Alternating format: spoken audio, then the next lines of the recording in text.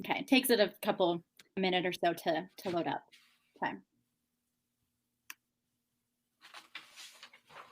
Hi, everyone. Thank you for joining us tonight.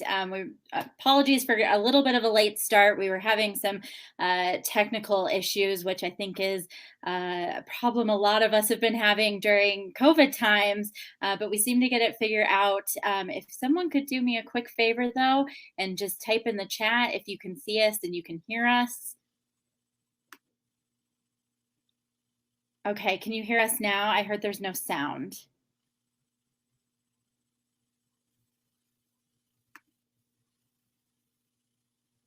Okay, testing. It looks like it's working from my end. Can everyone hear me? Do you want me to talk, Julia, so we can confirm that they can hear me? Yep, it sounds like everyone can see and hear us. So Yay, fantastic. yay. Yay. So thank you so much, everybody, for hanging in here with us. I promise you it's going to be worth it. We've got a fantastic presenter today and a fantastic presentation. So thank you. Thank you for everything. But welcome. So hello to everyone. Thank you for joining us today for the Teen Brain. What are they thinking? My name is Julia Marvin, and I'll be your moderator. And I'm excited to be hosting this session today. So I'm really pleased to introduce our speaker for today, Lori Hoffner. Since 1997, Lori has worked with multiple community organizations, agencies, and programs providing information, training, and consulting. Her work of positive relationship building supports both internal and external customer relations, which ultimately impacts the financial bottom line of any organization. She has her BA in psychology and is a former member of the Jefferson County Public School Board's Foundation, or the Jefferson County Public Schools Foundation Board of Directors. Today, Lori is going to be talking about exploring the brain development and behaviors of young people and how we can impact new pathways through positive experiences. We're also going to be talking about scientific findings with easy to understand terms and learn some new ways to better understand and connect with our teens. As a reminder, today's presentation, along with all of the presentations from the conference, will be available on demand after this live session for the next 30 days. So you can come back and watch it as many times as you want. And if there were other sessions you missed, you can watch those too. So before I hand the mic over to Lori, I do have a few housekeeping items to cover about the presentation and the Helping Kids Thrive conference. First, I'd like to thank our sponsors and our partners who have helped make this event possible today. It's truly a community effort to put this together. And so a big thank you to Jeffco Public Schools, the Rotary Club of Golden, Delta Dental, Westminster Medical Clinic, Source Communication, and the Jeffco PTA for your support. Next, we would love to hear from you during today's presentation. So if you have a question for Lori, please feel free to send it through the Q&A tab, and that's on the right-hand side of your screen, and we'll be answering those questions at the end of this session. But also, if we don't get to your question, or if you'd like to ask additional questions of either Lori or any of our speakers, we do encourage you to attend our Q&A sessions at the end of the night from 8:30 to 9 p.m. If you're experiencing any technical difficulties, please email us at webmaster@jcmh.org and we'll be available to help you. And then finally, at the end of the presentation, please fill out the session evaluation by clicking on a link that I'm going to drop into the chat for you. Your feedback is really important and it helps us plan future events and conferences like this one. So without further ado, I'd like to kick things off by welcoming Lori. So Lori, over to you. Thanks, Julia. You're absolutely right. Technical difficulties have been a common language. In fact, something that I just recently read was that the most common phrase right now is, "I think you're on mute." We're all doing a virtual world, aren't we? I'm excited to be here. This is an event that I have participated in now. This is my 19th year of helping with the Helping Kids Thrive conference. So I'm excited to be a part of this and be able to talk to all of you. I'm going to get animated. If you've got comments or questions, please put them in that chat box and then I'll be able to see those afterwards. But I want us to have a lot of fun. So don't hold back. I want us to talk about what are they thinking? There's so many different ways we can say that when we talk about young people, isn't there? But we're going to be talking specifically about adolescents, and I'll give a little bit more of a definition of our age group in just a minute. I love this story of a father who had come home and he heard this what had happened earlier in the day. The 13-year-old daughter had come home from school. And if any of you have a 13-year-old daughter, you know that when they come home, you're never quite sure who's going to walk through the door. I'm a parent of 3 myself. I'm happy to say I am past those years, although we had a lot of fun. I have 3 adult children, and now I'm a grandma to 1 and another one coming in December. But I've been there. I understand it. I know what it was like when my 13-year-old daughters were walking through the door. And as the father describes this story, the young lady walks in the door and throws her backpack, as she typically does at the end of the day when she comes home. And mom asks her if everything is okay, and there wasn't much communication. But then all of a sudden, the daughter comes in and hops up on the kitchen counter where mom is preparing the meal. And mom is quiet, continues cutting up the vegetables, taking care of stuff for dinner. And the daughter is just very, very talkative and going on and on about the different things that had happened in art class and how excited she was about some information that her best friend had shared with her. And mom just continued to cut up those vegetables and listen to the daughter and was thrilled that they had had that kind of exchange. Then later, as the family sits down to dinner, mom made a huge mistake. Mom asks the daughter, Karen, can you please tell your dad about what happened in art class? I think it's so exciting. And what does Karen do? Oh, she pushes back her chair and she gets so upset with mom. She goes, I told you, you're not supposed to tell anybody else. And she storms up the stairs. Of course, mom is sitting there a little confused, a little bewildered about what had just taken place because they'd had such a lovely conversation earlier. Dad is in shock, wondering what had happened. And the brother who was sitting there just continues to eat and he mumbles the word, teenagers. It's an interesting time for young people, especially when we think about where they are developing in the brain and how they are developing in the brain. And there's a lot of different things that we can do to support them through this time. Do you remember your adolescence and all of the angst that you went through? There's so many things that we can do through relationships, through experiences, and just by understanding what's happening that will help make a difference for our young people. We're going to talk about an approach that we can take that will make a difference. I'm all about a positive approach, a strength-based approach. And this is a way that we can do it for our young people.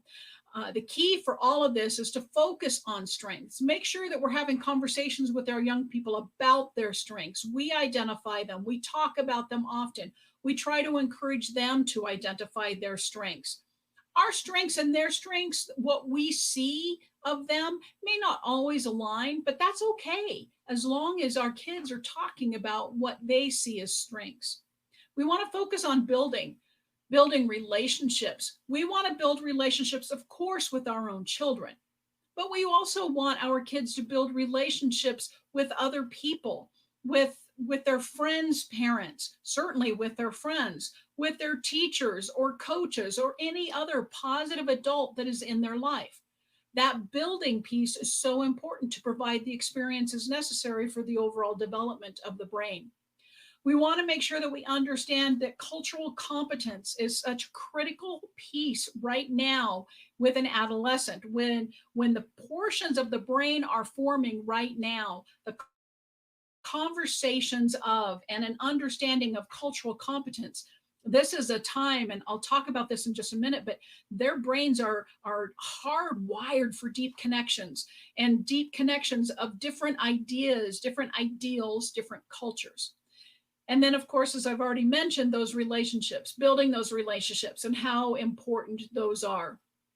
And then finally, if we can, we've got to celebrate this time because we all come out on the other side, hopefully with as few teenage war wounds as possible, right? As coming out with positive relationships, with a positive view of our future, with an understanding of who we are in the rest of the world. That's what we're trying to do for our kids. That's what we can do through this development of the brain. So, what I want to talk about is how young people really are hardwired to connect. First of all, we know that their young brains are wired for deep connections. In fact, what's really interesting at this particular time for a young person is when they kind of get very, very involved with certain ideas. They become very passionate about ideals of society.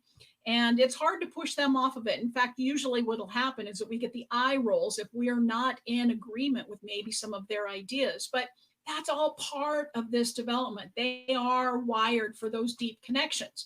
All we can do is nurture them. We can continue to nurture the young people and build those relationships and find different experiences for them. And then through those relationships, we can also help to start define those moral and spiritual concepts. Again, this is the perfect time during this adolescent time. Now, the adolescent time that I'm talking about, based on the research that I use, based on all of the research that I read, is all about 11-ish. So about 11 all the way up to approximately age 25. And I'll talk about some of those different stages as we go through this information. But this is such a critical time for them to be able to make these deep connections. And one thing that you're going to hear me say multiple times in our time together this evening is this: our connection, our guidance, and our love.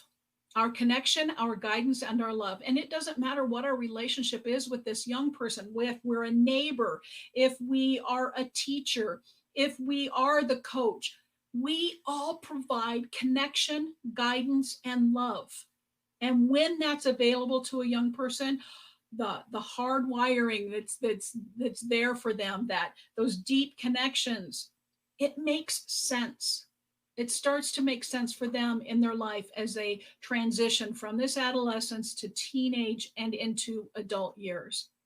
I love this quote from Archbishop Desmond Tutu that says, "The fundamental law of human beings is interdependence. A person is a person through other persons." I mean, think about that for a second. A person is a person through other persons. That's all about those connections. That's all about that science of nurturing. We are all who we are because of the people that we are connected to. Some of us have learned a difficult way. We've had a difficult journey, and the people that we choose to surround ourselves with help elevate us. Some of us are fortunate enough to have always had good connections in our lives, and we are the people we are because of them. Whatever it is, a person is a person through other persons. How are we helping our young people make those important connections? So let's talk a little bit about the research. Now, as Julie has already shared, my background is I went to school to be a teacher, and I then also got my degree in psychology. But I don't do research. That's not my thing. So I'm going to be using layman terms. I'm going to be doing, sharing all of the research that I have found and that I have read. And so hopefully this is all easy to understand information for you, but it really gives us some great insight, some really good insight about the way our young people act and different behaviors that they might have during this time of adolescence and into their teenage years. What the research tells us is that from birth to age 5 or 6, the brain increases in size approximately 3 times. Now that's pretty significant. And when you think about the changes, both the physical, the gross motor, fine motor skills that young people acquire, language, all of these things that happen from birth to age 5 or 6, this whole person evolves, right? But there's as much growth that takes place in adolescence.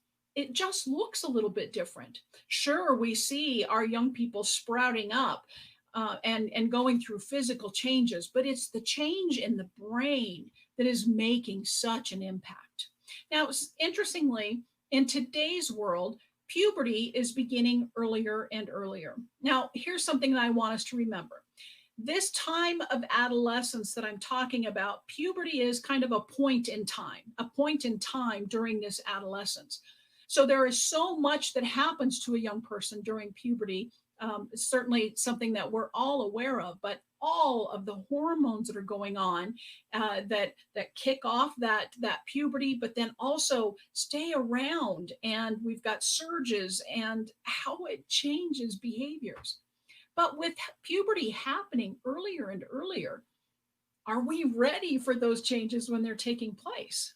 So here's a question, and you can put it in the chat box, and I'll see the answers when I'm able to see that chat box at the end here. But I want you to think about this. Why do you think puberty is happening earlier and earlier?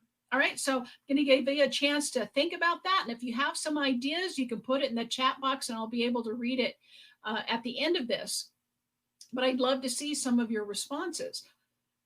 Here are some of the pieces of information that I have found in research about the onset of puberty earlier and earlier. First of all, we know that there is a chemical response that young people are getting because of all of the chemicals that are in foods. A lot of those chemicals are the reason that puberty is happening earlier and earlier.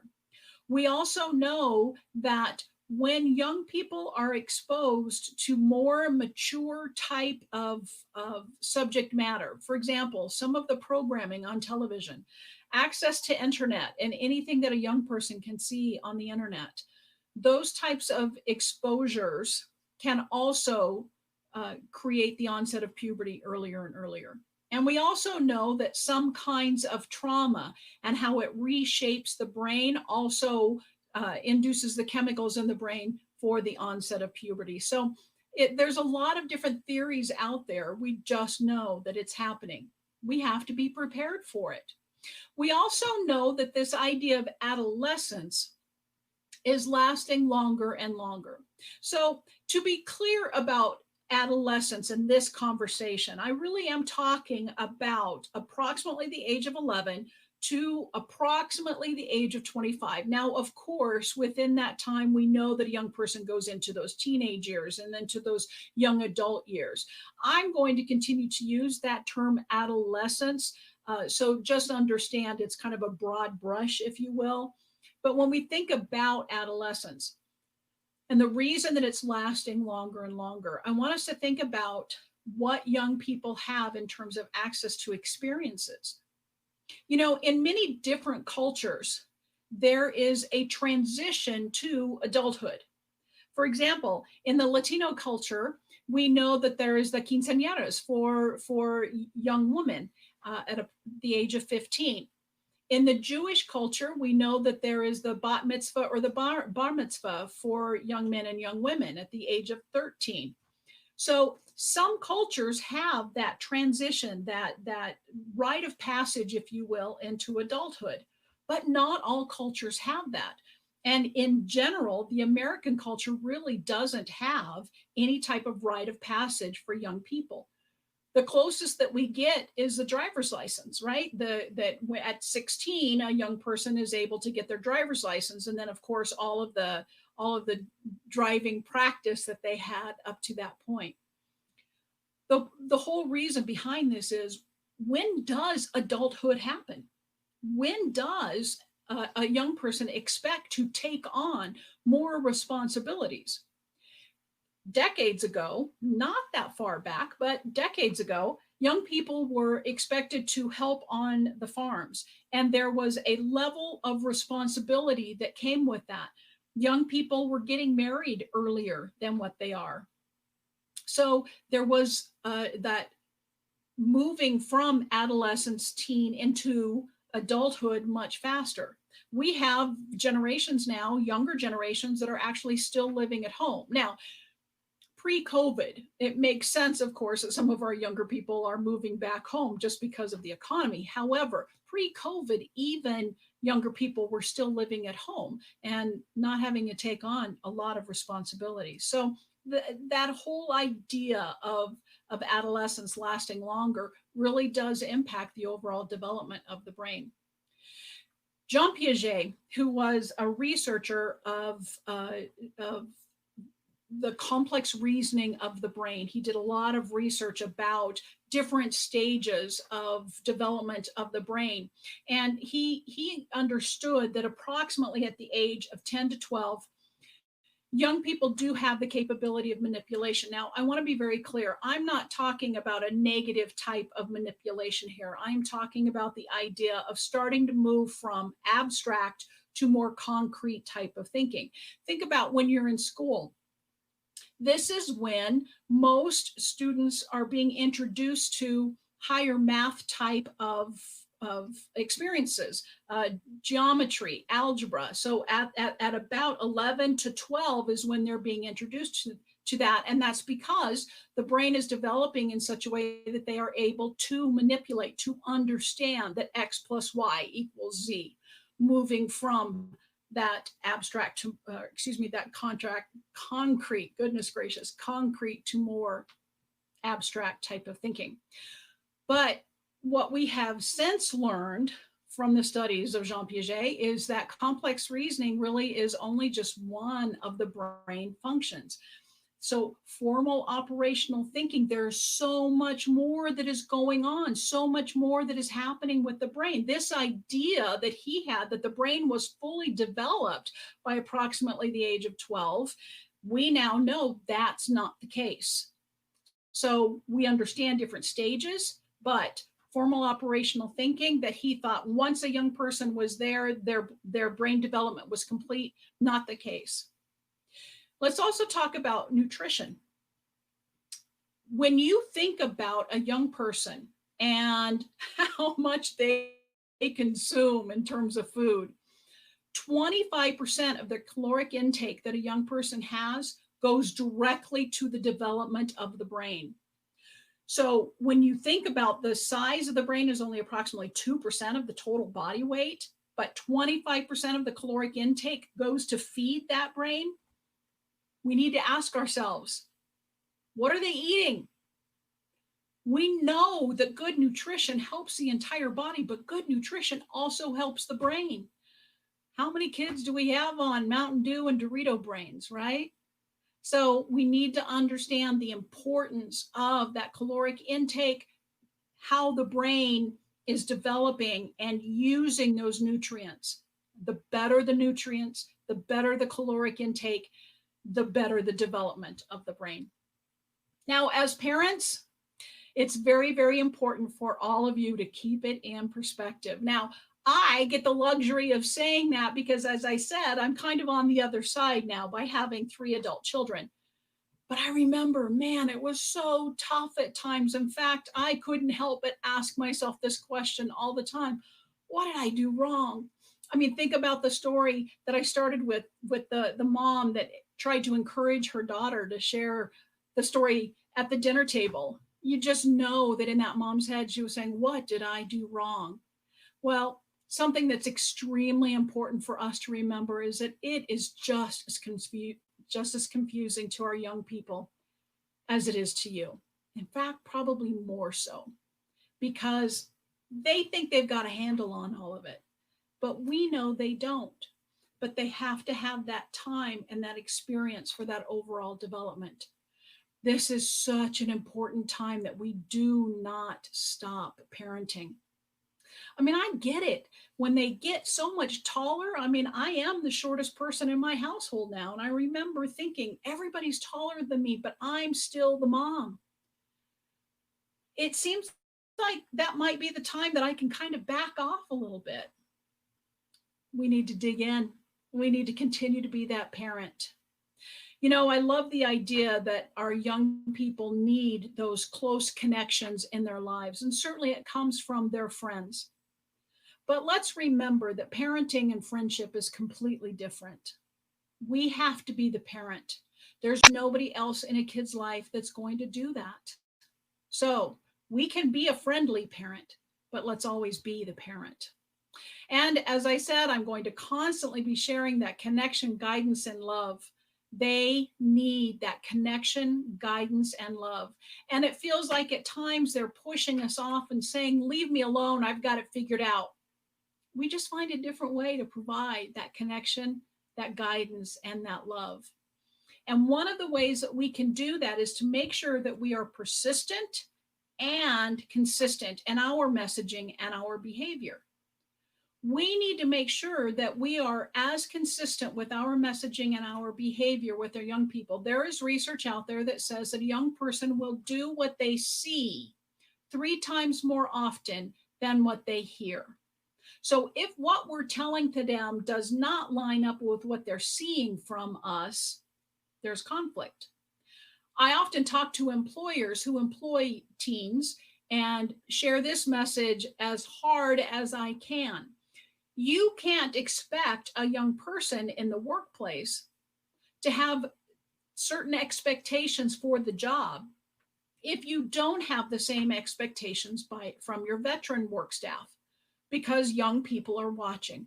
So our persistence in that connection, guidance, and love, our consistency in our messaging and our behavior helps when we feel like, what did I do wrong?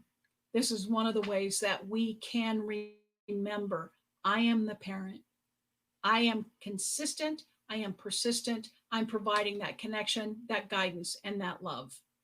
So let's talk a little bit more about how this works. How does the brain work in this overall development? Now, you might be wondering why the heck there's a piece of broccoli on the screen, right? Well, I want to use this broccoli as kind of a way for us to think about the neurons in a brain. In fact, I was working with a neurological psychologist one time, and he's the one who actually described it, the neurons in the brain, as a piece of broccoli. And here's how I want you to think about it. We know that the whole process that takes place in the brain is electrical through various synapses, through those neurons and how they're connecting to each other. And the way that that is done, this neuron, our piece of broccoli here, is going to be our neuron. The stem of the broccoli is the axon. That is kind of the stem of that neuron where those neural pathways are firing with each other. Then the dendrites are kind of the flowery part, that broccoli flowery part. Well, let's think about the neurons.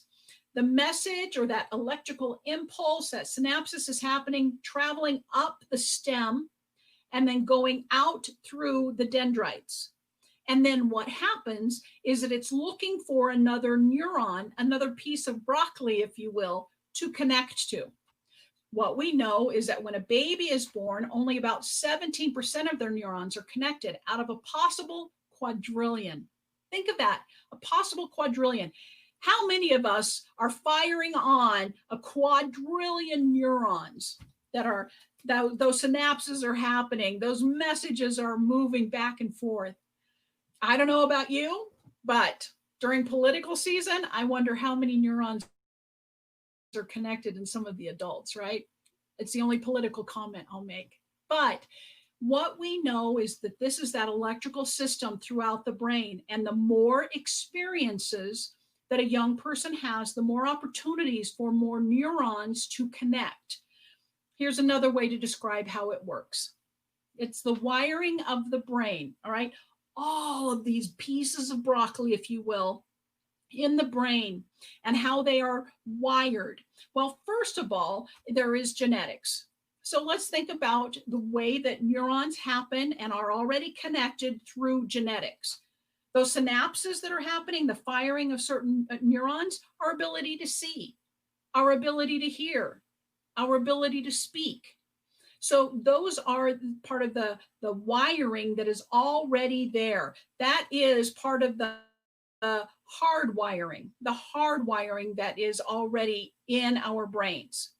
But the experiences that we have then create the soft wiring. So we may have the ability to speak, but what is the language that we speak? That becomes the life experience. So those hardwiring things are already there. but then life experiences create more and more of the neurons. And just as that message popped up there on the bottom, neurons that fire together, wire together. The more often we have opportunities for those neurons to fire together and wire together, the greater likelihood that they're going to stick and it becomes a positive pathway in the brain. So when we think about, here's another way for us to think about it and about those neurons that fire together and wire together. If I was in front of you, I would ask for you to raise your hands, but think about in school, how many of you took a foreign language? Now I want you to think about the different ways that you learned that foreign language. Are you thinking about it? So you probably wrote it, you definitely spoke it, you heard it, you saw it written down, you had to speak it.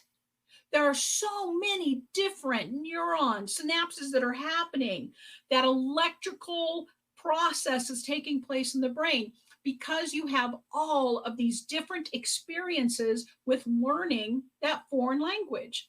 It's similar to algebra. How many times did you practice algebra? Now I'm going to come back to that question, both of the foreign language and algebra in just a minute. But the idea here is the more opportunities we have to experience something, the greater likelihood those neurons fire together and wire together, and they stick. We have to keep practicing though. It's like muscle memory. Again, I'll explain that in just a minute. So ultimately what we are doing is creating pathways. More opportunities, the more firing and wiring that takes place, we are creating pathways in our brain. Now, we live in Colorado, and hopefully those of you who are participating have had the opportunity to walk out in deep snow at some time. And when you walk out in that deep snow for the very first time, what's it like? I mean, it's kind of tough moving through that snow. If you're the first person out the door and you're trudging through that snow, right? And you're taking one step after another and it's a slow go. That's what it's like for a young person learning new things, having new experiences. It's like they're walking out in the snow for the very first time. What we can do is provide support. Think about how we're going to create these pathways, neurons that fire together, wire together. We want to give them as many opportunities for those neurons to connect and create those pathways. One of the ways that we can do that is through our support. So if I've got multiple people who are walking through the snow with me, it becomes easier, doesn't it? So you can see when I talked about how relationships are key, that's why. More people who are involved in a young person's life, more opportunities for them to learn something. Think about that foreign language again. The more opportunities that you had to read it, to speak it, to hear it, all of that creates more of a pathway. Therefore, that pathway gets deeper and deeper, and it's easier to walk. If you're out walking in that snow for the first time, it's difficult. But when you turn around and walk that same path again, it gets a little bit easier. Then the third and the fourth time, it becomes easier and easier. That gives us an idea of how many times a young person needs to practice something new. And maybe it's just communication. Certainly it's in their academic career, but so much in life is about practice. So walking through the snow, repetition and support. Repetition equals support. The more times we give a young person the opportunity to repeat something, it helps support them. And guess what? When we're there with them, when we're in that relationship with them and helping them walk back and forth in the snow, we're making a way and blazing a trail with them. So that idea of how many times do I have to tell you? How many of you said that one? How many times do I have to tell you? A lot. Think about it like they're walking out in the snow for the first time, maybe a second time, maybe the third time. It takes several opportunities, several experiences, that repetition to create that pathway. We can all do that. That's part of this development of the brain. When we're creating these pathways, we know that there are thousands and thousands of pathways that are created in our brain every single day and each experience. I want you to practice this with me. All right. So we're going to have a little bit of fun. First of all, I know a checkbook is pretty antiquated right now, but play along, if you will. Every single time you go to the store, you would write out a check to the grocery store, right? Now, if you're like me, I'm at the store probably about 2 times a week. And if I'm writing out a check to that grocery store 2 times a week, there's a familiarity that comes with it. So I sit down at my kitchen table to pay bills, and I'm writing out the checks for the different companies. And I open up my Excel bill and I want to pay my Excel bill, and I start writing out the check, and I start writing it out to King Soopers. That's because the familiarity of the situation. My brain automatically went to that pathway because I'm opening up my checkbook, I'm taking out my pen, boom, and I just automatically start writing it to King Soopers. That's a pathway. What we as adults have, the luxury that we have, is a U-turn. We know, holy cow, I'm not writing it to King Soopers. It was supposed to be to Excel. Or there's other experiences in life. You get in your car on the weekend, you can't wait. You're going to head to your favorite restaurant for brunch, again, pre-COVID. And you're in your car and you find yourself driving on the way to work. You're not going to work. But again, it's the familiarity of the situation. The brain automatically goes to that pathway. That's part of that muscle memory. We have to use it over and over. We also have to learn to retrain our brain. So when I talk about the luxury of a U-turn, let's think about different mistakes that we have made in our lives. And we have learned from them, and we've been able to make a U-turn and do things differently. That's why walking alongside a young person as they are creating these new pathways helps to possibly prevent some of those mistakes, because some of those U-turns are difficult. Some of those lessons are hard. So if we're building relationships and we're connecting with our young people, we're helping them with the pathways. We can't tell them, we all know that, right? We can't tell them. There are some experiences that young people have to take on their own. But what we can do is practice. We can practice the opportunity with our young person. We can walk with them in that snow. We can give them some suggestions about the best way to walk through that snow. We can give them the necessary guidance through our connections and our love to create those pathways. It takes practice. All right, so speaking of practice, now this is going to be interesting because normally I do this in front of people. So you're just going to have to play along with me, okay? You're just going to have to be honest and play along. I'm going to do what I call a brain blast. We're going to create some pathways here, and I want you to play along. So here's what I'm going to do. I'm going to give you a word. I'm going to repeat that word 3 times. Then I'm going to ask you a question, and I want you to shout out the answer. Don't care who's around you, just shout out the answer. The first one that comes to mind, okay? You'll get it as soon as we say it. So I'll give you the word. I'm going to ask you to repeat it with me 3 times, all right? So I'll say the word. Let's repeat it together 3 times. And then when I ask the question, you immediately shout out your answer. Okay, here's the word. Everybody repeat it after me. So our word is spot. Okay, we're going to repeat it 3 times. Spot, spot, spot. What do you do at a stop sign?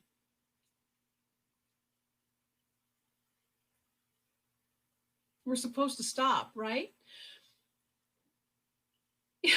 I'm just realizing I went the wrong direction. I went in a different pathway. Goodness gracious. I'm supposed to say, what do you do at a what do you do at a green light?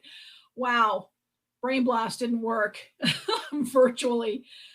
Normally, what happens when I do this, when I say spot, spot, spot, and then I ask, what do you do at a green light? Most people say stop because our brain goes to that pathway of the familiarity of the word.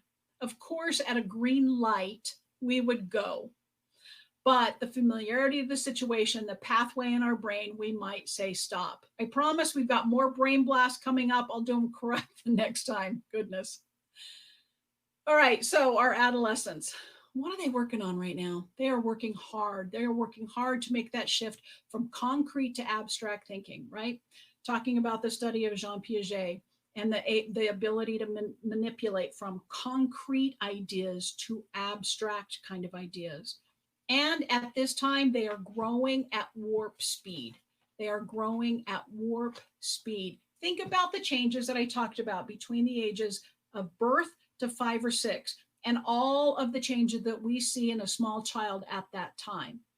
This time of adolescence, there is almost the same amount of growth, and there's even more brain development that is taking place.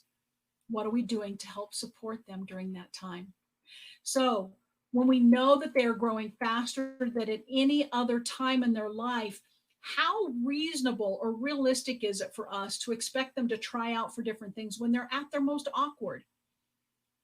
This is when we want young people to have the opportunity to try different things.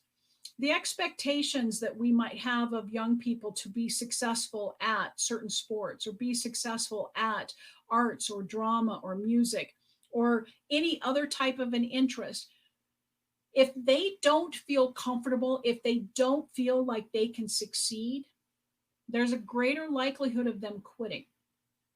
We want them to have these experiences, but we also need to allow them to kind of try it on, if you will, to try it on.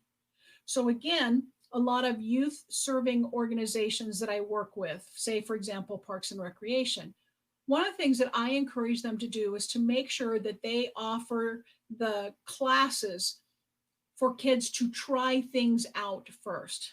Here's an example. My husband is a golf pro at one of the golf courses here in the Denver metro area. And they have a lot of young people that will come out and golf during the summer. And what is fantastic is that they are allowing young people to come out and golf for free. Rather than the expense necessary to golf, rather than the dollars associated with the sport of golf itself, they have a chance to come out and golf for free. Now, it's a limited time during the summer, but it gives a young person the chance to try it on. Have you had a young person in your life who maybe started a sport and because they didn't feel like they were going to be successful, they wanted to quit? I know my youngest daughter was one of those. If she didn't feel like she was going to be successful, she wanted to quit. And it's really tough to create those pathways for them to try to walk alongside them. So we need to find ways for our kids to be able to try things out before we insist that they be in it knee deep. Give them a chance during this time of growth. Think about how awkward you felt at this time. Wouldn't it have been nice to be able to kind of try things on first? There is a pathway that's being created. We want to create a positive pathway for a young person. And then, as I said, because they are growing at warp speed and they're working hard for moving from abstract thinking, concrete thinking to abstract thinking, we also know that part of that thinking is they're thinking about a lot of different things. So right now, I'm going to be quiet for a second, and I'm going to ask you all to write down a list of things that you think somebody is thinking about. Write down a list of things that you think that a young person is thinking about. All right, just I'll be quiet. You write down a few ideas.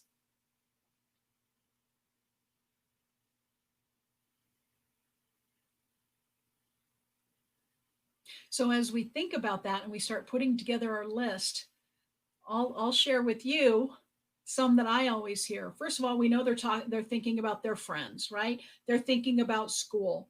They're thinking about homework. They're thinking about right now the pandemic and how it's affecting them. They're thinking about the relationship that that they have with another person, friends, partners of any kind.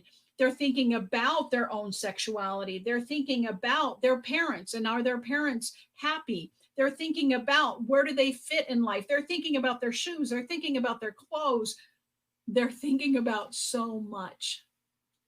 That's why we need to be able to provide our connection, our guidance, and our love. Their brains are full. I can't imagine what it's like growing up right now. I look back when I was a teenager and think about all of the things that I was thinking about, and it had nothing to do with technology. It had nothing to do with how many likes I have if I have an Instagram or a Facebook account, although they're saying Facebook account is for middle-aged adults. Maybe participating on TikTok, whatever it is, the technology and what that is creating for our young people now and what they're thinking about and the stresses that they have. Do you know that anxiety is one of the number one diagnosed mental health concerns for young people right now? And a lot of that can be directly related to technology, social media. However, I have a fantastic research paper, not mine, but one that I can offer if you're at all interested, that comes from a professor from the University of North Carolina, Greensboro, that talks about how it's not necessarily technology and social media that is creating angst. It is the behaviors, and there's a clear distinction between those two. That's creating pathways, helping our young people understand how significant they are in life beyond social media, how important it is to recognize those different behaviors. Again, creating pathways. How does it happen? Intentional redundancy on my part through our connection, our guidance, and our love. So, other stages of brain development that are happening during this time of adolescence. There's part of this use it or lose it. Now, remember when I was talking about algebra and I was talking about that foreign language that you might have learned? How many of you are proficient at algebra now? Now, I might have some CPAs on here. I might have some people who love math or use math all the time. I'm definitely not one of them. Man, as soon as I stopped using algebra, I lost it. As soon as I stopped using a foreign language, I lost it. And it's very difficult to pick it up again. Our brain actually does this pruning. If we are not using it, we lose it. That's part of that muscle memory. So you can see why creating these pathways and being consistent with those pathways is so important. Now, here's a study that I want to share with you. And I want you to remember that this was a study that was done with other people. I had nothing to do with it because it sounds a little harsh when I share it. The idea that our neurons that fire together wire together. So if we are not using them, we lose them. So if they're no longer firing and wiring together, we lose them. And this study showed exactly that. The Hubble and Wiesel research showed that the brain will stop developing certain neurons if they're not needed.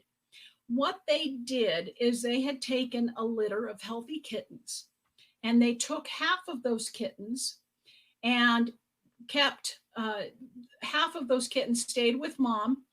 Then they took the other half of those kittens and they sewed together their eyes. Now, when kittens are born, of course, their eyes are closed, and they stitched them so that the eyes would not open when the other half did. And then they put those kittens back with mom as well. Then after the other kittens and their eyes opened naturally, they kept the stitches in for a little bit longer.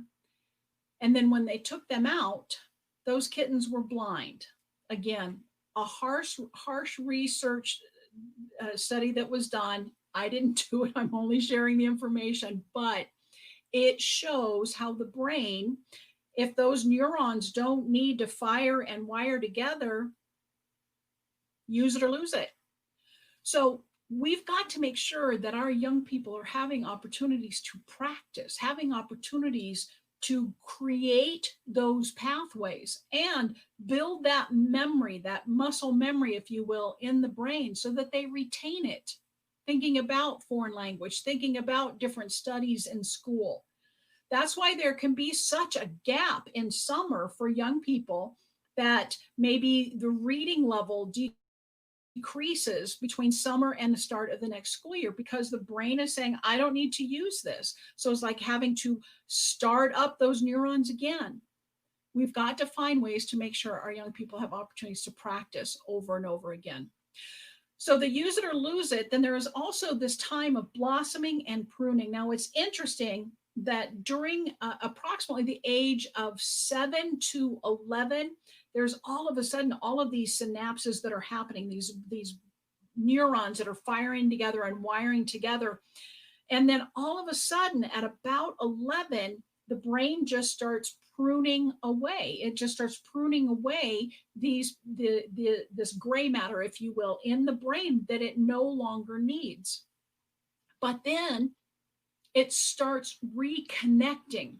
Here's another way it was described, that if the statue of David, right? The statue of David started as a large piece of marble. And that's kind of the way of thinking about the brain, this large undeveloped portion of the brain. And then as the brain starts blossoming and pruning, so all of these synapses happening, and then the brain starts pruning them away, there is a development that takes place of thoughts, of reasoning. So that really starts to happen at approximately the age of 11 and up to the age of 25. So it's an ongoing process, and it's a necessary process for all of us. We can support all of this. Now, of course, we have no idea exactly when it's happening other than that approximate age of 11. But we can support young people again through our relationships, through our experiences with them.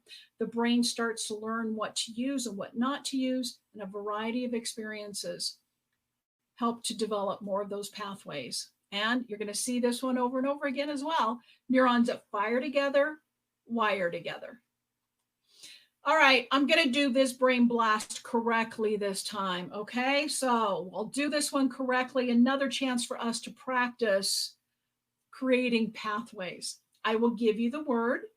Repeat the word out loud with me 3 times, and then please answer the question immediately. All right? So the word is white. White, white, white. What do cows drink? What'd you say? Again, the pathway in our brain, because we're thinking of the color of white, and when we think of cows, we want to say milk. But cows drink water. So we can see how we'll have to retrain our brain, how we have to create a new pathway. Now, I'm going to do another one. It's going to give you a chance to practice. Kind of gives us an idea of what it's like, what to look for. How do I create that pathway? Repetition equals support. So another part of development that is happening for young people at this time is what we call windows of opportunity. And there are some emotional skills during this window of opportunity that are only developed during adolescence. That impulse control, relationships, and communication.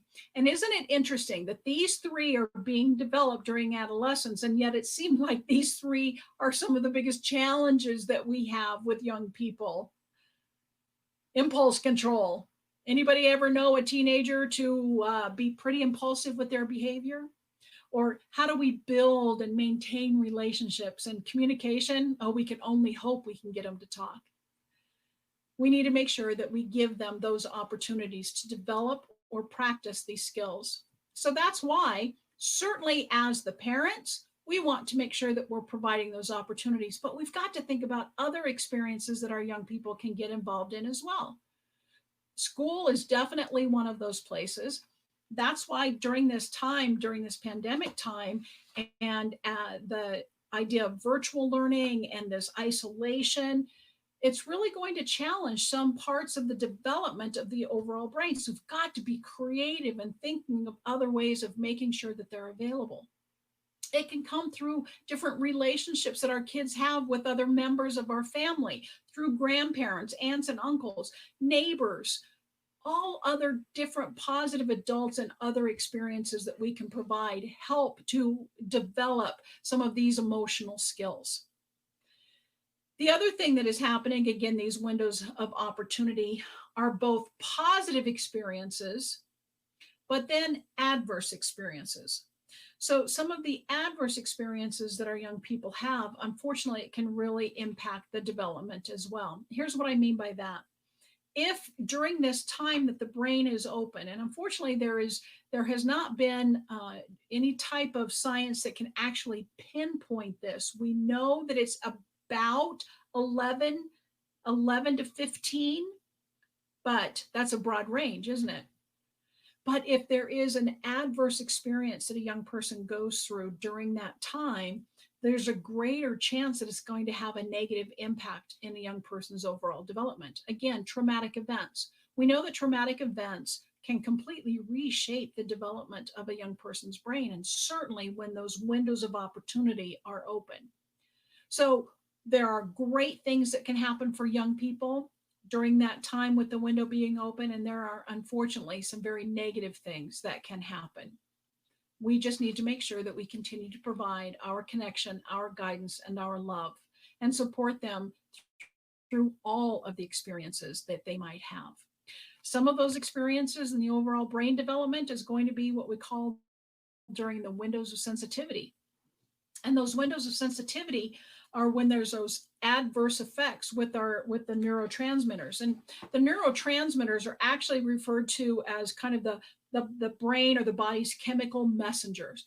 And when we introduce substance into this chemical makeup of our brain, it can have an adverse effect on that chemical messenger. For example, teens and alcohol. Alcohol is an immediate dopamine release. So whenever we drink alcohol, that feel good feeling, I'm hoping that all of you are drinking maybe a cup of tea. Some of you might even be having a glass of wine. Whatever it is, those can release that dopamine for you and that feel good feeling. But unfortunately, when it's introduced too early in a young person's life, the receptors in our brain, it's as if they connect and lock in. And then it can become addictive. Now, we know that there's a genetic makeup, so that's part of that hard wiring, but experiences and that soft wiring means that they can lock in.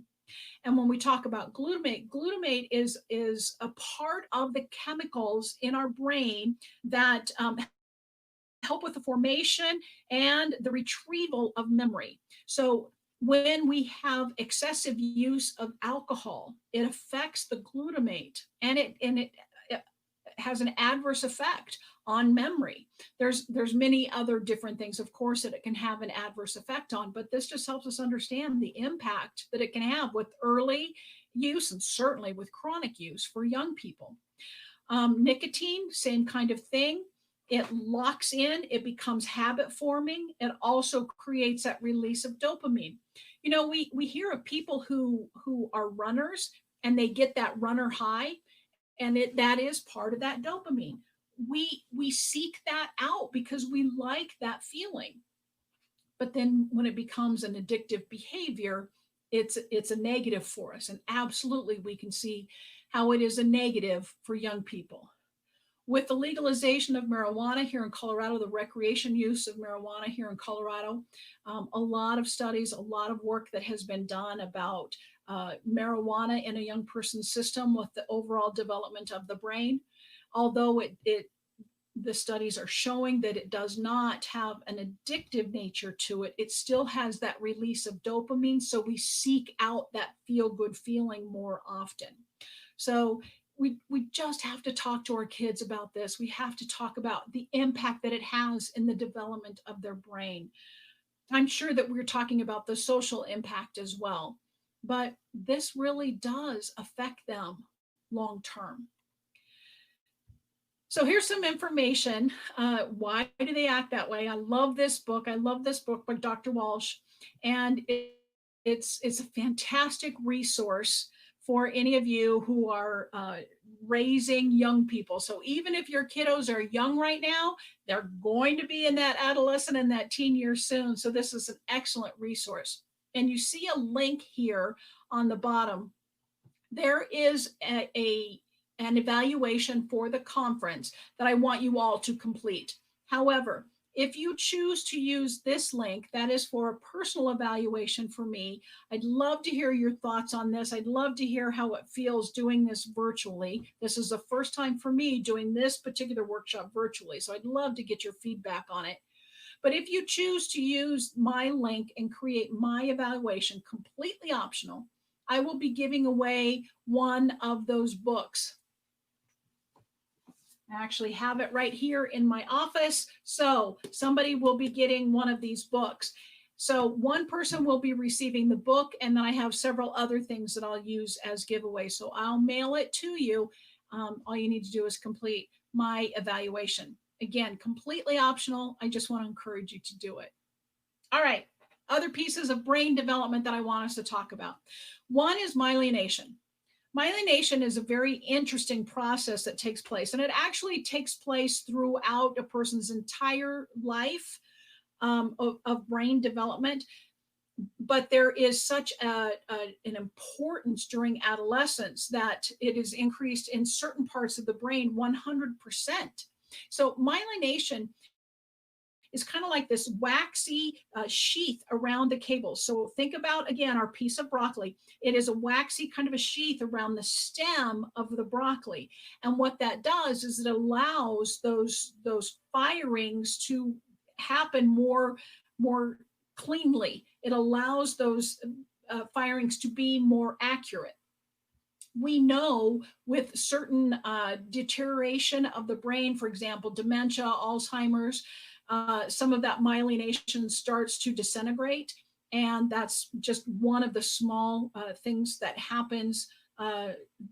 There's so much more that happens during that time, but that creates a misfire, if you will, with individuals that might have that type of brain dementia or Alzheimer's. But think about holding a new infant, and you're holding a new infant and all of a sudden their hand kind of flies. So what that is that there was a neuron that fired, but there wasn't a real connection because that part of that myelination hasn't happened. So that firing isn't as accurate. So an arm just moves kind of randomly because of that firing. We want to make sure, again, this goes directly back to nutrition. We want to make sure that our kids are eating as healthy as they possibly can because it helps with the development, the formation of myelination in the brain. So these 5 phases that I've talked about, that use it or lose it, creating those pathways, that blossoming and pruning, and the opportunity for that reasoning to take place. So that overall development that takes place because of that blossoming and pruning. Those windows of opportunity and those windows of sensitivity, and making sure that we're talking about, we've got to have these conversations with our young people about different behaviors and creating those positive pathways, and how there's such a negative and adverse effect when they introduce these different chemicals into their body. And then, of course, that insulation of our nerve cells through myelination. These are 5 key areas. There's a lot more that's going on, but these are 5 key areas of development during adolescence. Another key area is in the prefrontal cortex. The prefrontal cortex of our brain is the CEO. It is our reasoning. It is our decision making. It is our planning. And guess what?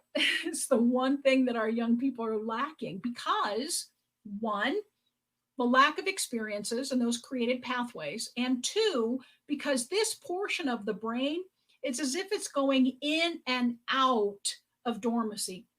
I'll talk about that a little bit more. So planning and decision making, impulse control, emotional cues, risk taking, all of these are a part of the prefrontal cortex. And if it's not working, then guess what? We have to step in. We have to be the ones that are helping to create those pathways for kids. I love this idea. If you ever read the Calvin and Hobbes cartoons, the problem is my lips move when I think. That's part of that impulse control, right? We see young people doing that all the time because they don't have all of the development of those frontal lobes, that prefrontal cortex. So because of that, it's necessary for us to possibly step in. Now, here's another interesting piece that we need to remember regarding the prefrontal cortex, and that's when there's damage to it. This is called the Phineas-Cage syndrome because when there is damage to the prefrontal cortex of the brain, how it can completely change a person's personality. Phineas-Cage was an individual that worked on the railroad. And he was a foreman on the railroad, and he was a very, very well-liked individual. And he just kind of had his whole life together. Then there was a terrible accident, and what he is holding there in this picture is one of the metal posts that was being put into the ground for the railroad, and something happened, and a portion of that metal post actually went up through his chin and crossed through the prefrontal cortex of his brain. Surprisingly, in that day and age, a huge surprise, he lives. But he changed because of the damage to the prefrontal cortex. Because, of course, during that time, they didn't understand when there was a brain injury, a traumatic brain injury, and how it could change the overall personality of someone. He ended up dying destitute. He got fired from the job after he had healed and was well enough to go back on the job. He was just a very surly individual. He ended up drinking.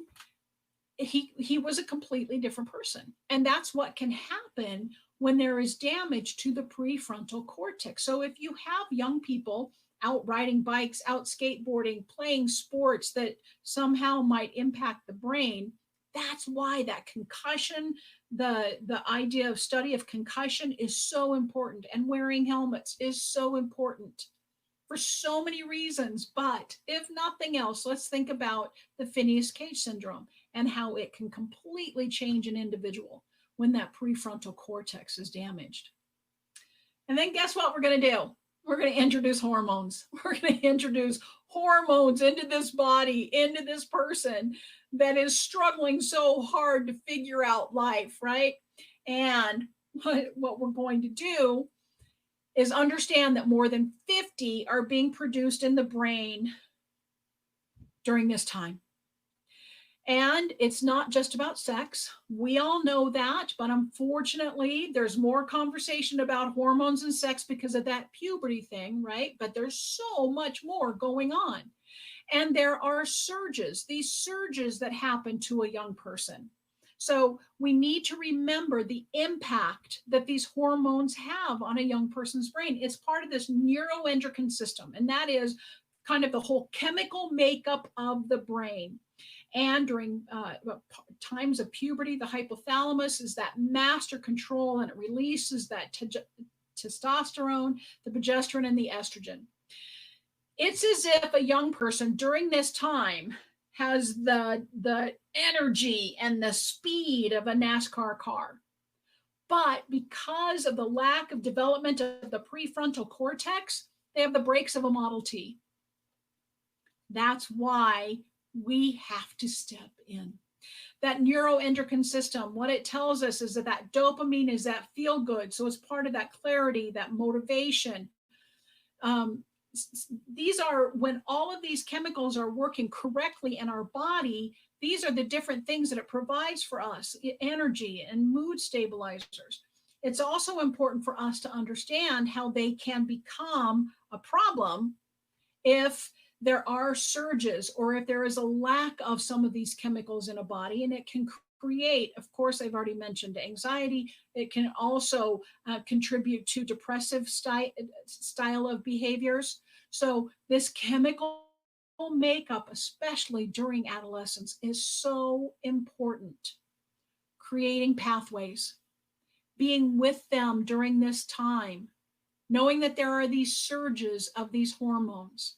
So we might see mood swings and energy swings. Again, it's as if somebody is taking a syringe and just pumping their body with a particular hormone at a certain time. And then all of a sudden, there's none. So we see the mood swings, we see the energy swings, that teenage laziness. That's all part of the development. Sleep rhythms. There is now research that is saying that a young person needs a good 9.5 hours of sleep during this time.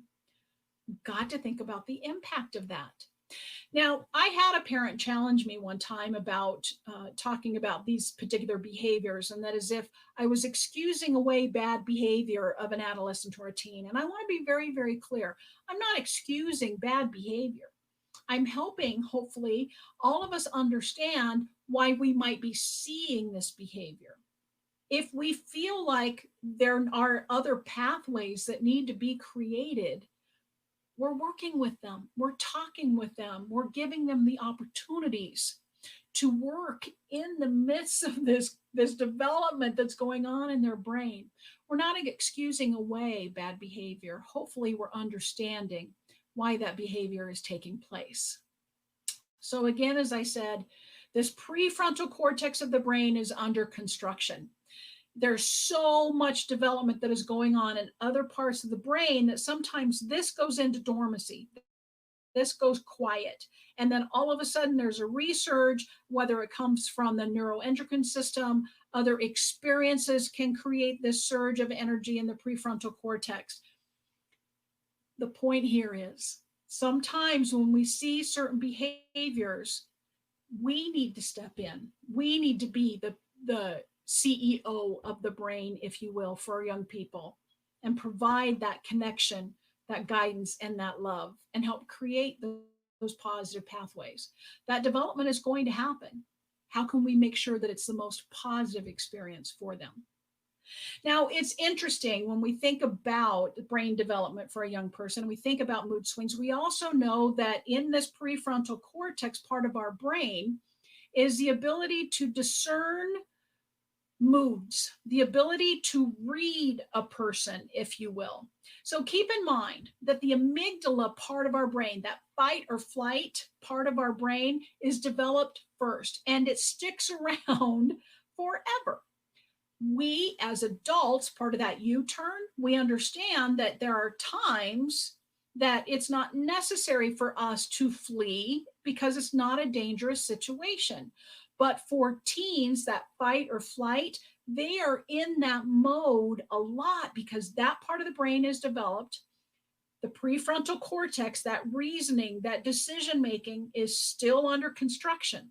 So that's the reason for this picture. When you look at this picture and you think about the emotional cues that young people struggle with, when you look at this picture and you think about the emotion of this individual, what do you see?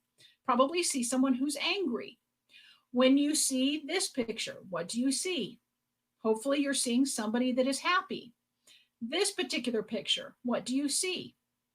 There was a study that was done, and almost 90% of young people who are at about the age of 17 and younger, they said that this person was angry, and it is representing fear. More than 65% of adults get the emotion correct. They understand that that is a sign of fear. But if a young person can't read emotional cues and it's always that fight or flight, then we can see where there might be conflict in the home, outside of the home.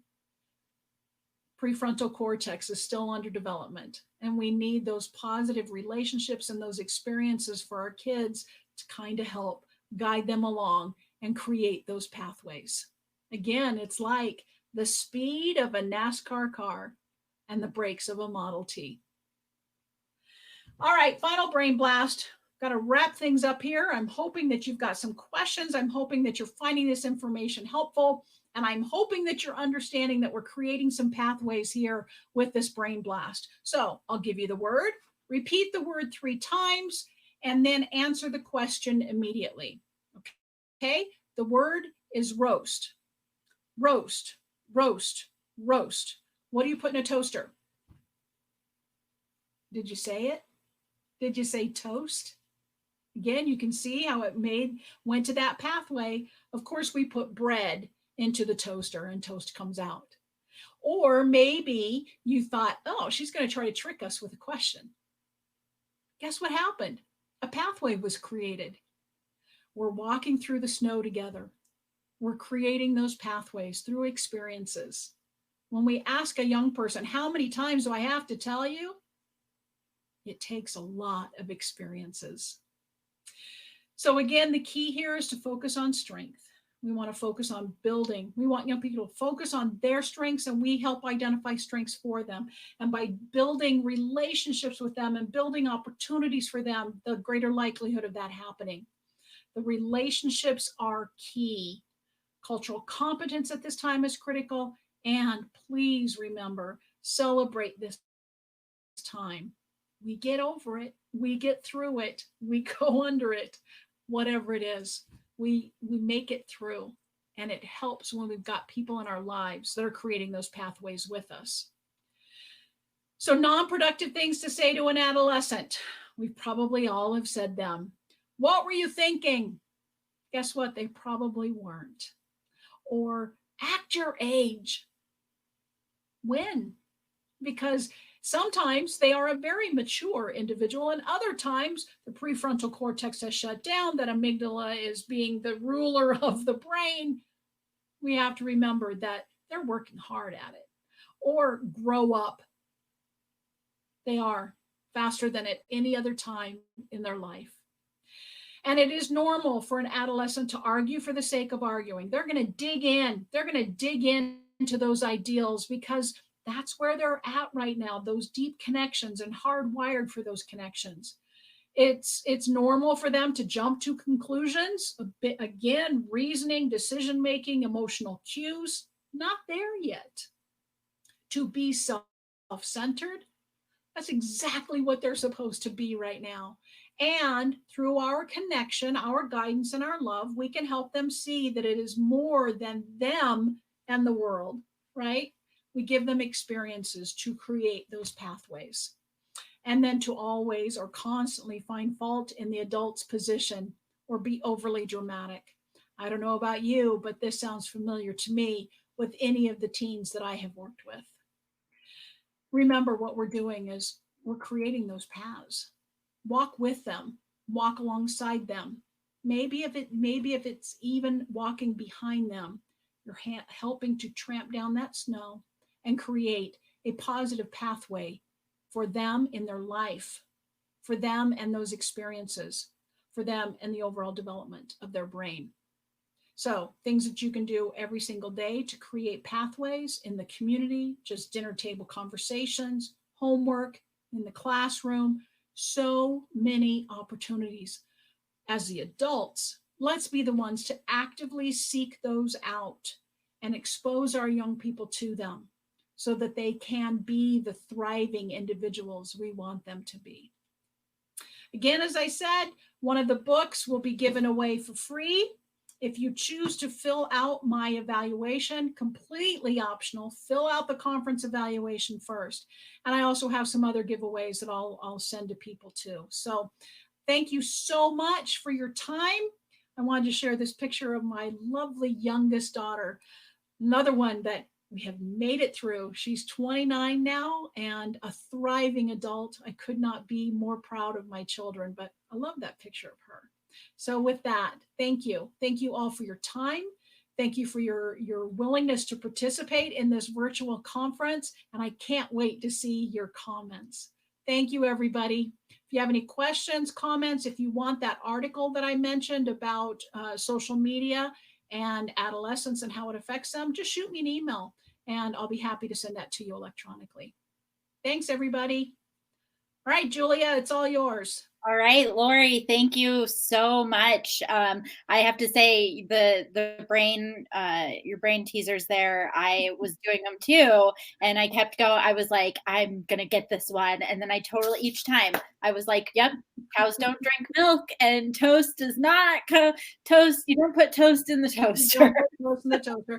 I wish I would have done the first one correct, but you got the gist of it. You got the gist of it. Yep. Yeah, they were definitely created. So I just want to remind everyone, if you have questions, please drop them into the Q&A, and we will we'll make sure to get those answered. Um, and I'm looking to see if we have any. It looks like we don't have any so far. So if you're all thinking about it, just um, take a little bit of time. Um, Oh, okay. So it looks like we've got one. I also want to remind everyone we've got more presentations tomorrow night. So I hope you can join us tomorrow, and also to go check out the expo hall as well. We've got a lot of great resources, community resources there, that I'm sure would love to chat and get some more information to you. So, okay. So this question that we have, the question is, the deep thinking 13-year-old, the quiet child who gives only one word answers. How do I get him to talk? I love that question, Mary. Thank you. I think one of the things that we need to remember is that it's not our way, it's their way. And I had to learn that with my youngest child, that I'm a talker. I'm always asking questions. I'm wanting information, and she is so very, very quiet. So I finally had to ask her to tell me what's the best way for us to have a conversation. I want them to let me know what that is. And if they're willing to share, that's fantastic. I will continue to ask questions. And if it bothers them, I also say, you need to let me know when I'm pushing too much. Just let me know that. But ask them to tell you. Let them know how important it is for you to have those conversations with them. But then also make sure that you are backing off when you need to. Get from them the best way. Great. That's great advice. Lori, I think if you want to hit stop sharing your screen on there, because I think we can still see it, and it gets a little wonky sometimes Yeah. with Yeah. it. So perfect. Great. Thanks. So somebody else asked, can you put a link to your survey in the chat, Lori, so that people can quickly click it and access it? Absolutely. I'm going to pull that up right now. Give me a second. And if there's any other questions, go ahead and put those in. I'm going to try to pull up that link right now for everybody. I appreciate you asking about that, and I'd love to hear from you. Okay, yeah, we'll give everyone just another minute or two. If you have any questions, please feel free to drop them into the chat.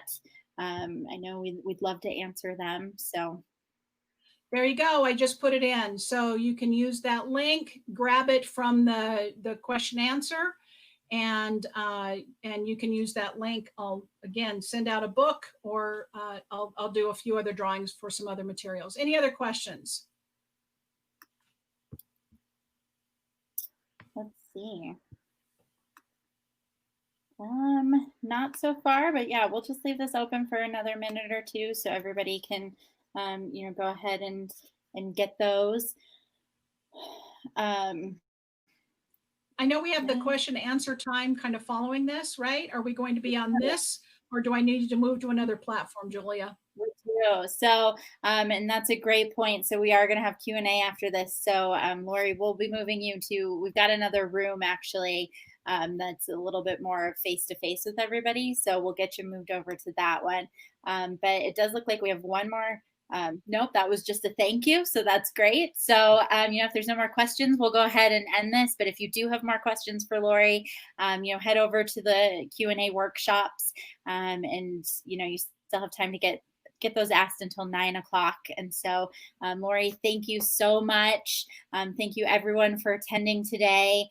Don't forget to fill out our survey evaluation and Lori's survey evaluation, because you can, win some prizes there with that one. So make sure to stop by the expo hall to learn more and connect with our community partners. And then just to sign off, no matter what you're facing in life, it's important to have the tools and resources that you and your family need to thrive. And Jefferson Center is here for you. We are open, we're accepting new clients, and accessing care is easier than ever with virtual appointments. So you can visit our website at jcmh.org. You can follow us on Facebook for more resources and information. And you can also reach us by calling us at 303-425-0300. And so thank you all. Have a good night. Thanks, Julia.